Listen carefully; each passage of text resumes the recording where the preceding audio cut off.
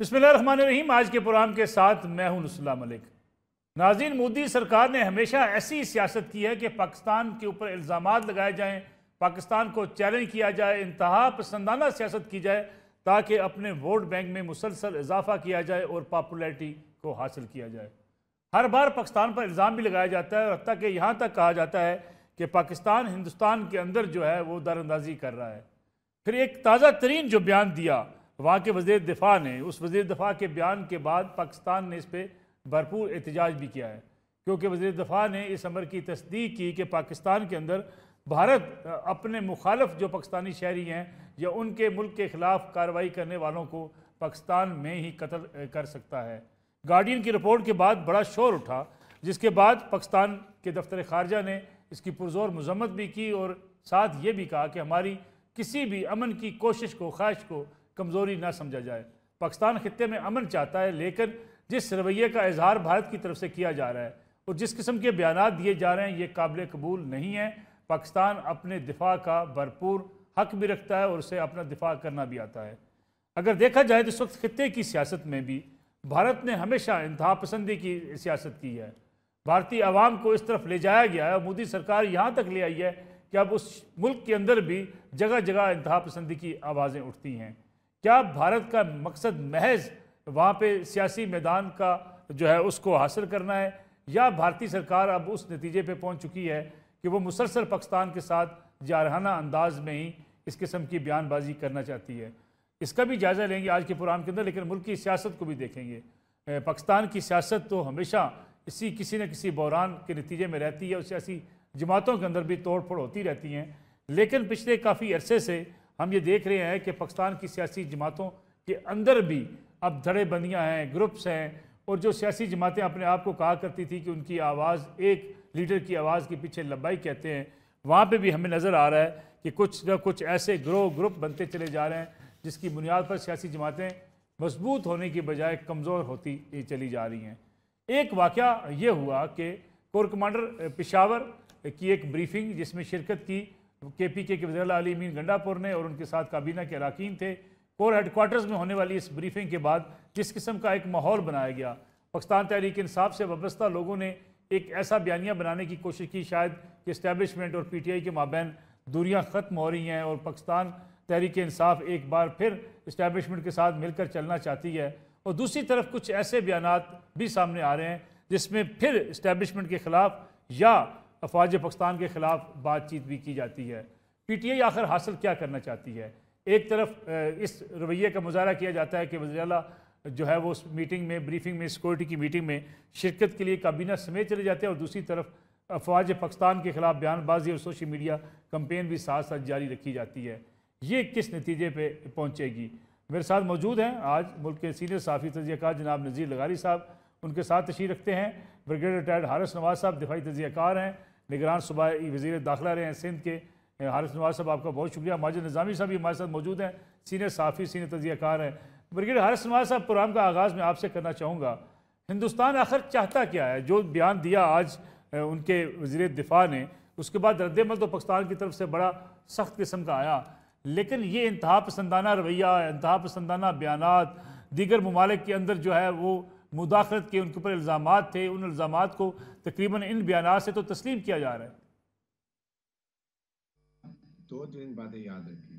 Whenever they are having their elections, वो या false flag operation करते हैं, फॉल्स फ्लैग ऑपरेशन करते हैं, या सर्जिकल स्ट्राइक कराते हैं, या पुलवामा वाला कोई वो स्टेट ड्रामा करते हैं। और अब उन्होंने इलेक्शन कैंपेन के लिए जो बातें पहले से चल रही थी, जो इन्होंने कनाडा में सिख लिटरेसी लीडर को मारा, फिर USA में मारा, बड़ा ह्यूमन क्राई हुआ, बहुत वार्निंग दी गई, बट नथिंग हैपेंस। उसके बाद 20 पाकिस्तानी शहीद किए जो वो समझते थे कि उनके लिए, उनके अगेंस्ट है, उनके नेशनल इंटरेस्ट के खिलाफ हैं, उनको शहीद किया। सो दे, और फिर ये इस वक्त हमेशा anti Muslim, anti Kashmir, anti Pakistan, हमेशा ये कि उनका स्टेट ड्रामा होता है। यही उन्होंने किया to have gain, political gain करने के लिए, ताकि इलेक्शन में एक्सट्रीमिस्ट, हिंदू एक्सट्रीमिस्ट और ये सारा वोट हासिल कर सके। That is the basic purpose. But the point is कि जब वो एक्सेप्ट कर रहे हैं ना, हमारे पर बहुत बड़ी जिम्मेदारी है, we should not accept it, it is beyond comprehension. The best reply to them this 4 का जो खतरनाक टोला है, जिसमें नरेंद्र मोदी, गुजरात का कातिल, क्रिमिनल पर्सन, इसको अमेरिका और कनाडा का वीजा, इंग्लैंड का वीजा नहीं मिलता था।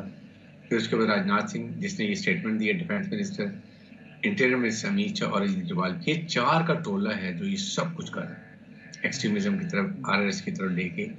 जब से नरेंद्र मोदी ने ऑस्ट्रेलिया का, ये इजराइल का विजिट किया, ये 5 चीजें लेकर आए हैं, और वो सारी कश्मीर में जो 2019 में इसने तारा 370 35 वो किया, वो कर लिया। ही इस टाइम के कश्मीर को भी कॉर्नर किया जाए। हमारी जिम्मेदारी ये बनती है, सबसे पहला काम है इस गुलबशन जादेद जो रिकग्नाइज टेररिस्ट, रिकग्नाइज जासूस, इसके केस को खोला जाए और इसको मनतकी अंजाम दे लेके जाए।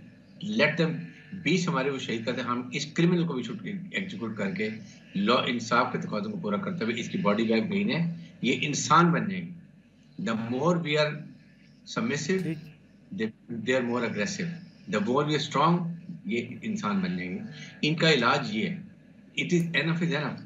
और साथ पाकिस्तान को अपना स्ट्रॉन्ग डोजियर बनाए इशू के ऊपर।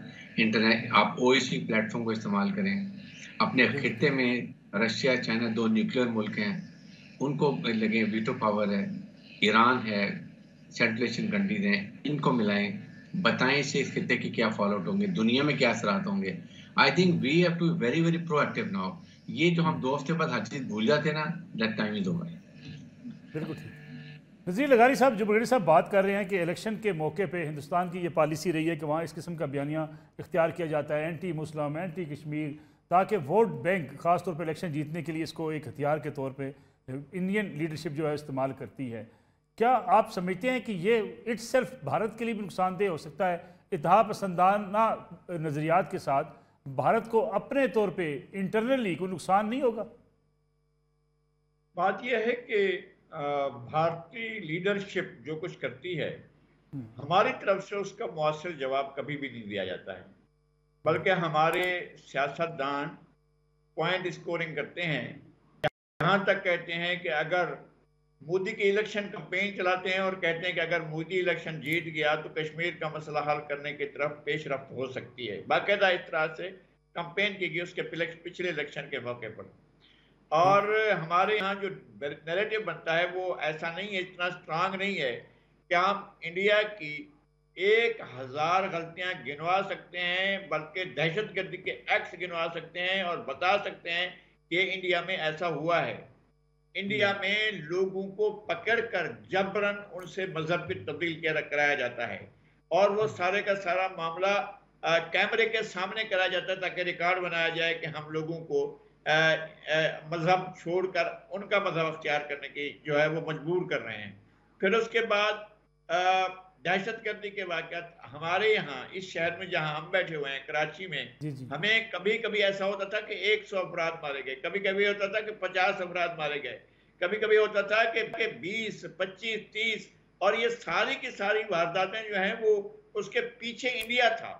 इंडिया में ट्रेनिंग करने वाले यहाँ के लोगों की लिस्टें हमारे इदारों के पास मौजूद थी और खुद उन्होंने शेयर भी की थी, मगर कभी भी एक स्ट्रांग पॉइंट ऑफ व्यू नहीं बनाया गया पाकिस्तान की तरफ से कि भाई इंडिया हमारे साथ कर क्या रहा है। कभी भी इंडिया में ऐसा नहीं हुआ है कि दर्जनों के हिसाब से या बीसियों के हिसाब से या 5-8 के हिसाब से किसी भी शहर में लगातार कत्ल हो रहे हों और उसके पीछे पाकिस्तान का हुआ तो हो ही नहीं सकता। पाकिस्तान इस तरह की कभी भी क्यों हमारा ऐसा नहीं करता है। लगारी साहब, फिर तो ब्रिगेडियर साहब की ये तजवीज़ दुरुस्त है कि कुलभूषण यादव के मामले को, उस केस को मंतकी इंजाम तक पहुंचाया जाए, तो फिर भारत को एहसास होगा कि हाँ वाकई हम इतने सीरियस हैं जो हमारे खिलाफ जो इस किस्म की हर्जा सराई की जाती है उस पर।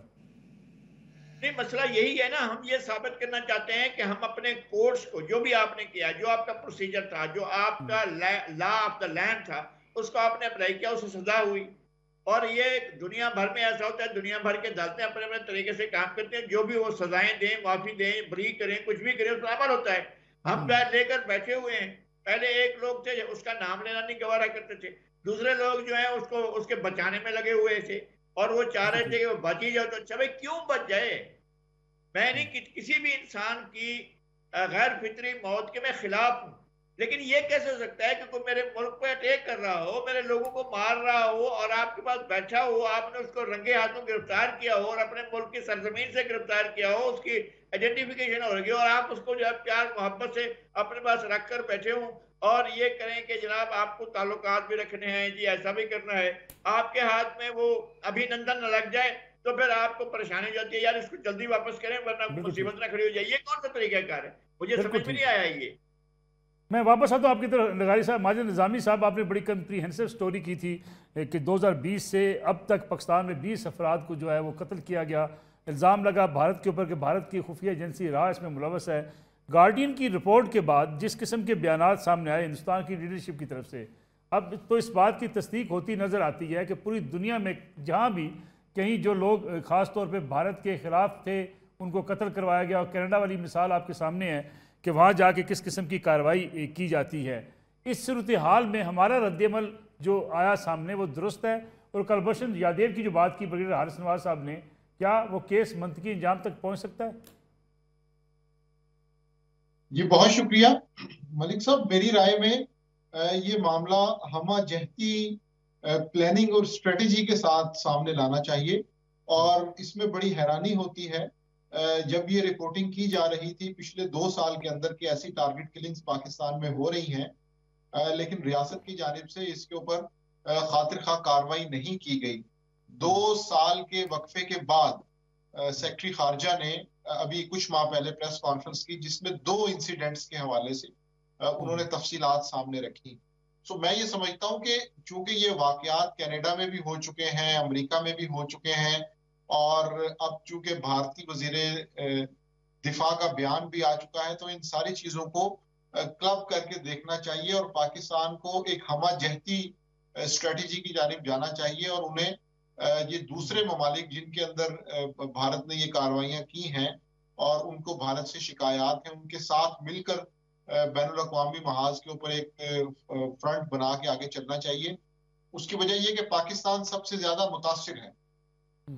कोई भी बैनुल-अक़वामी कवानीन के सामने रखते हुए ऐसी कार्रवाइयां नहीं की जा सकती। बिल्कुल ये गैर आईनी, गैर कानूनी है और बैनुल-अक़वामी कवानीन इसकी बिल्कुल इजाजत नहीं देते। सो इसका रिस्पांस बजाय ये होने के कि इसके ऊपर खामोशी इख्तियार की जाती, इसको बड़ी मजबूती से इसके ऊपर रद्द-ए-अमल देना चाहिए था, जो कि पिछले 2.5 से 3 साल में नहीं हुआ।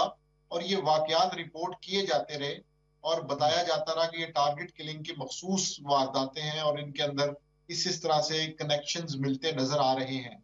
फिर इसी तरह पंजाब हुकूमत ने, पंजाब पुलिस ने और कराची में सिंध पुलिस ने खासा इसके ऊपर काम किया और उन्होंने कुछ ग्रुप्स को आइडेंटिफाई भी किया और उनको अरेस्ट भी किया।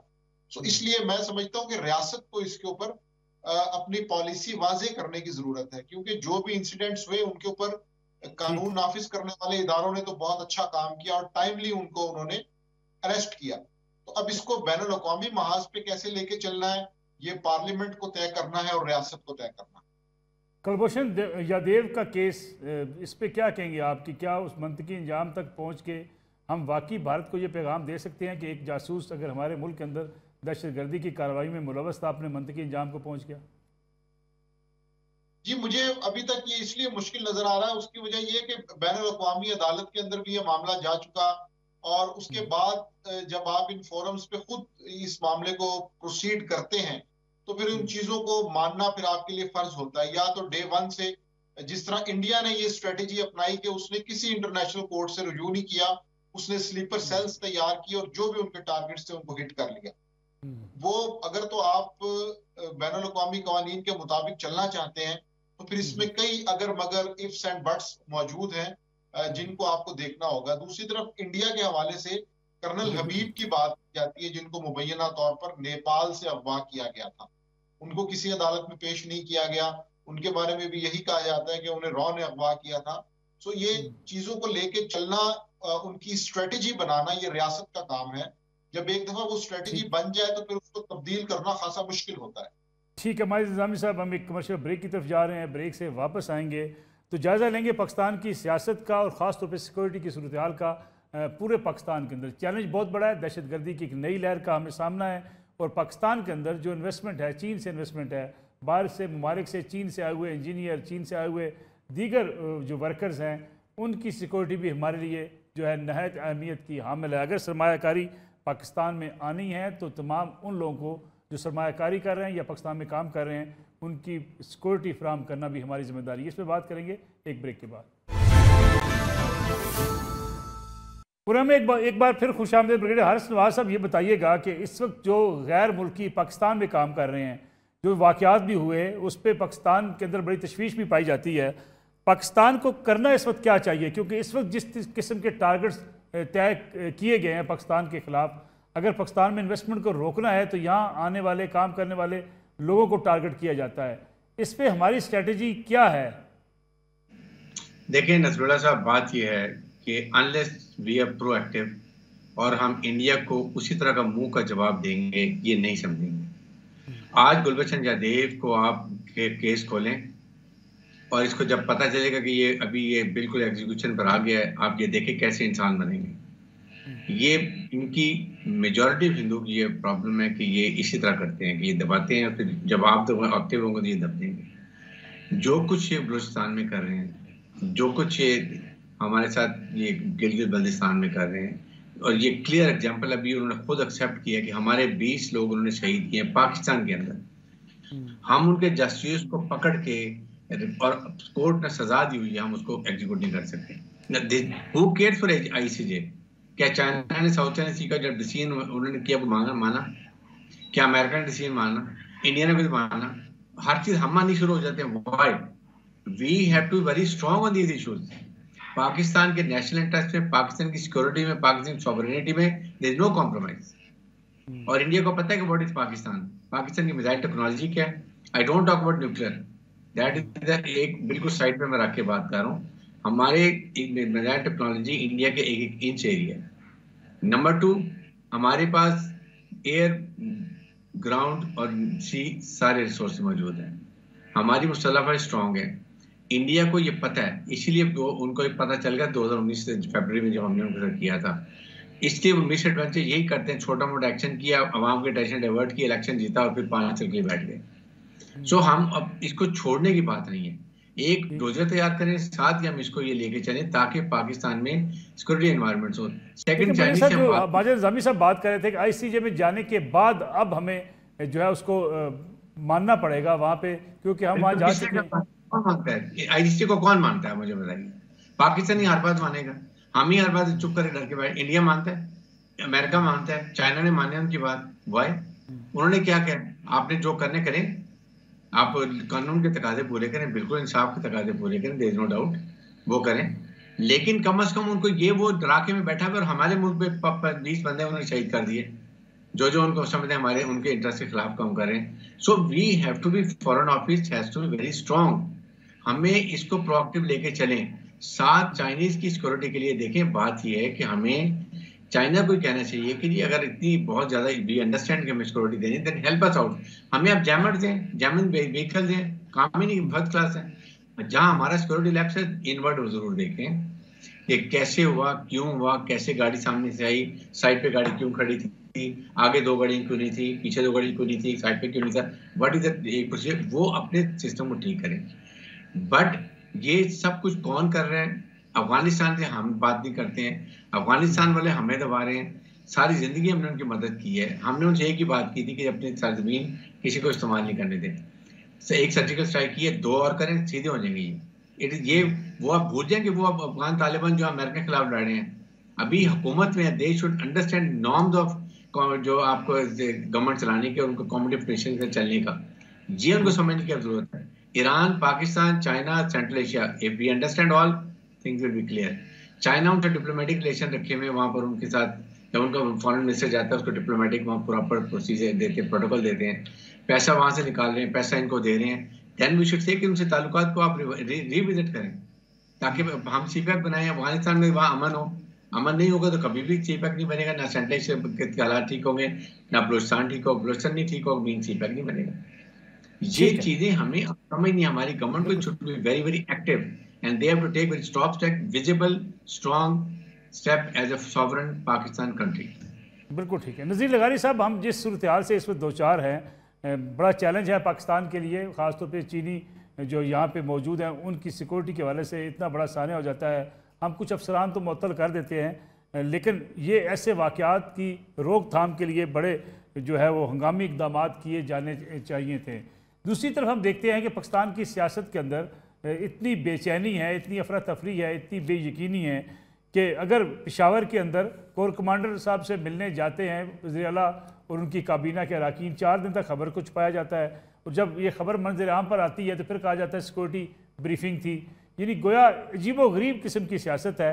हम सिक्योरिटी हुकाम के साथ मुलाकातों को भी अगर छुपाना चाहते हैं तो इसकी वजूहत क्या हो सकती हैं?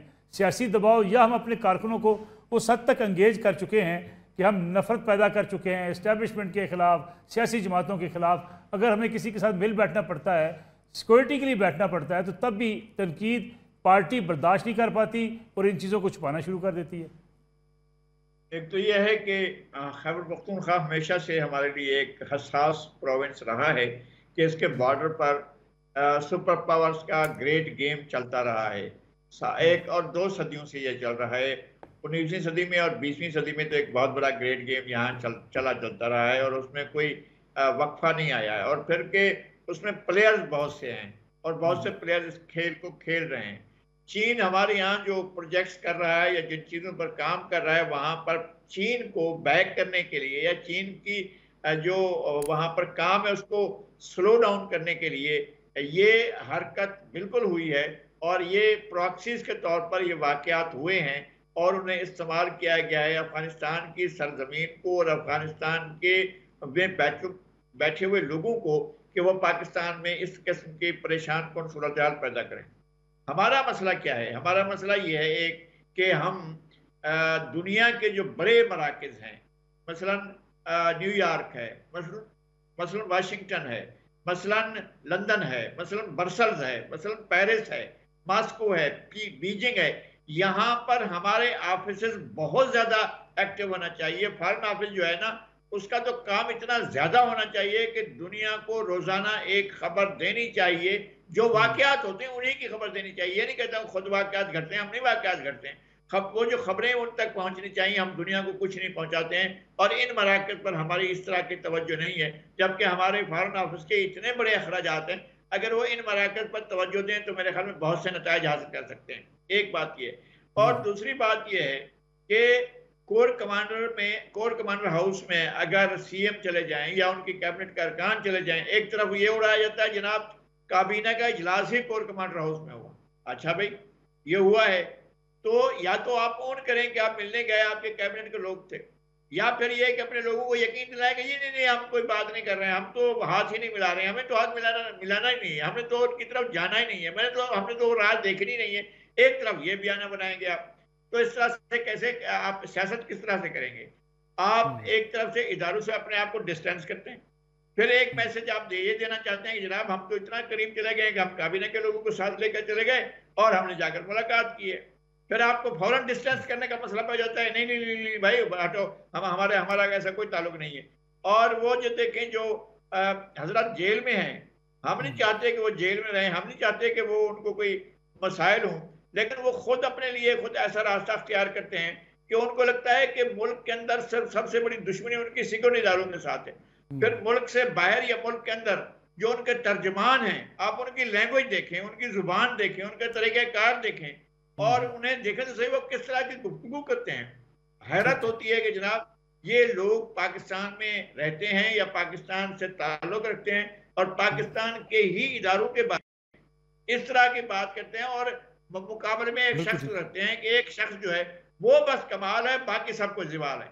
ये ऐसा चलेगा नहीं। आप चलाना चाहें चलाएं, लेकिन ऐसा चलेगा नहीं। माजिद निज़ामी साहब, बिल्कुल ठीक है। माजिद निज़ामी साहब, जो इस वक्त बयानात सामने आ रहे हैं, अगर मैं आज की जो बयानात हैं जेल में मुलाकात करने वालों के साथ जो बातचीत की है पाकिस्तान तहरीक इंसाफ के बानी चेयरमैन इमरान खान साहब ने, उसमें 2 किस्म के मौक़िफ़ सामने आ रहे हैं। एक मौक़िफ़ में वो कहते हैं, जब उनसे पूछा गया कि भाई जो कोर कमांडर हेडक्वार्टर में जो मुलाकात हुई है वहाँ पे वज़ीर आला गए हैं, काबीना के अरकान गए हैं, तो उन्होंने कहा कि ये मुलाकातें होती रहती हैं, मैं कभी फ़ौज का मुखालफ नहीं हूँ, मुलाकातें होनी चाहिए सिक्योरिटी के हवाले से। फिर कुछ ही देर बाद उन्होंने बाकी जो लोगों से जो मुलाकात करने वाले थे उनसे मुलाकात में कहा फ़ौज की मौजूदा लीडरशिप पर कड़ी तनकीद की कि फ़ौज हुकूमत चला रही है, एक तरफ वो कहते हैं कि मेरे फ़ौज के साथ कोई इख्तलाफ नहीं है, दूसरी तरफ फ़ौज पर तनकीद भी करते हैं, फ़ौज की लीडरशिप पर तनकीद करते हैं। पीटीआई कन्फ्यूजन का शिकार है, वजह क्या है?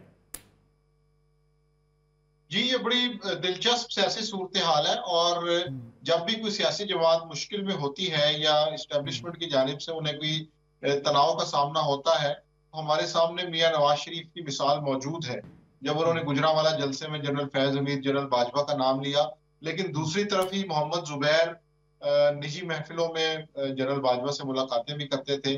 तो इस तरह से मुझे लगता है कि सियासी जमातें ये दोनों तरीके अपनाती हैं। एक तरफ तो वो कारकुनों को मुतासिर करने के लिए इस तरह की बातें करती हैं। उसकी वजह ये कि तहरीक इंसाफ के साथ 9 मई का वाकया एक हो चुका है और उसके हवाले से उनके कई कारकुनान इस वक्त जेल में भी हैं। तो एक तो उस तबका फिक्र को उन्होंने मुतमईन करना है। दूसरी जानिब चूंकि 2 साल के अंदर सियासी सूरत हाल इस हद तक बिगड़ चुकी है, तो वो तहरीक इंसाफ के कुछ लोग ये भी चाहते हैं कि सिचुएशन को डी एस्केलेट किया जाए, एक कदम पीछे हटा जाए।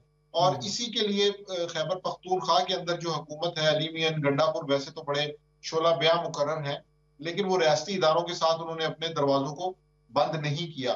तो तहरीक इंसाफ का एक ग्रुप इस टाइम ये चाह रहा है कि सिचुएशन को डी एस्केलेशन की तरफ लेके जाया जाए, ताकि तहरीक इंसाफ के लिए कोई स्पेस बन सके। तो उन्होंने ये काम भी करना है, साथ अपने मुश्तिल कारकुनान को भी मुतमईन करना है। तो ये एक बड़ी नाजुक सूरत हाल है जिसके अंदर तहरीक इंसाफ है और किसी भी गड़बड़ की सूरत में वो अपने नताइज को खो सकते हैं।